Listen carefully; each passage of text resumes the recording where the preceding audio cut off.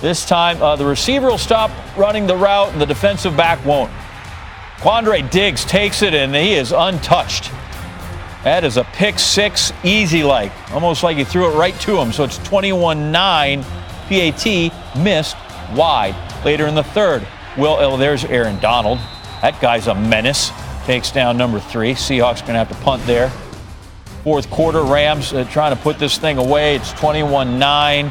Todd Gurley, a little more use from his head coach Sean McVay recently. Takes that one in 28-12, and the Seahawks couldn't really mount anything to come back after that. And the Rams get to 8-5, still on the outside there in the wild card picture, but pick up a big win because you lose that one, go to 7-6. They're cooked.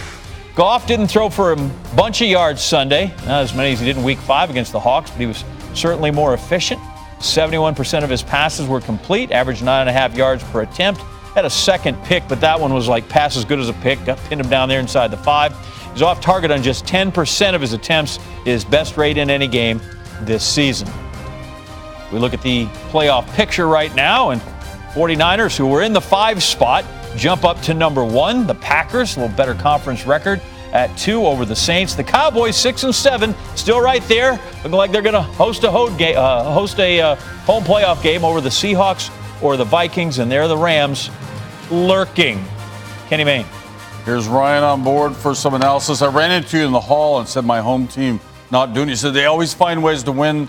This one, they did not. It was a little bit different today. They did not score an offensive touchdown for the first time in forever and a day. And the Rams reverted back to the offense that absolutely gave them such fame last season. Goff was good. Gurley was good. How did they do it? Well, they started out early, and it was really Robert Woods early on in the game, and then a huge play by Jared Goff in the first part of the second half to get them off the goal line that led to another touchdown. When you see what Sean McVay was able to do, he started to use crossers that would confuse and kind of mix up the Seattle Seahawks in their zone and also their man coverages. Here in the end zone, they have a stretch run away.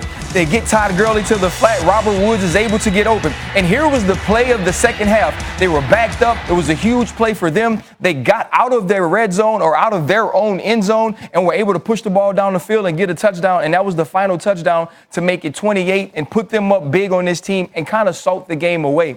If you're the Rams, you're trying to find ways to get Jared Goff involved. He had a great game against the Arizona Cardinals, and you kind of thought to yourself, well, that's the Cardinals. That defense isn't very good. He comes out, does the same thing against the Seattle Seahawks, and people have to remember, when these two teams played in Seattle, it came down to a missed field goal by the Los Angeles Rams. These teams are closely matched. Russell Wilson couldn't find ways to get it done tonight. Rams have had a lot of doubters this season just because they didn't look as dynamic as they did every week last season, lighten up the numbers.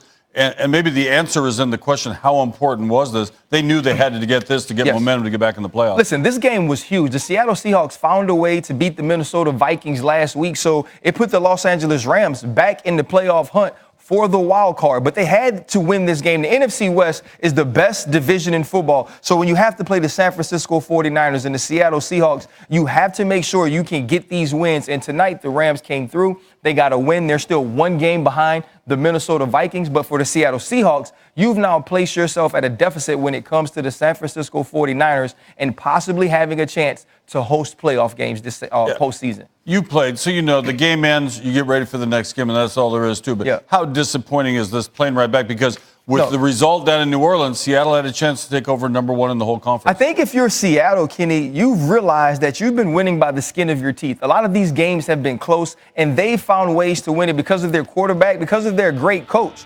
You see what happens in New Orleans with the San Francisco 49ers, how Kyle Shanahan, that offense, Jimmy G, George Kittle find a way to win. So you know what you need to do when you walk into the stadium tonight. And they just didn't do it. They didn't look prepared. They weren't the team with the most energy. And that's not what we're used to seeing from the Seattle Seahawks. And so now, going down the stretch, they have some big games. They go on the road again, and they will see the San Francisco 49ers at home in Week 17.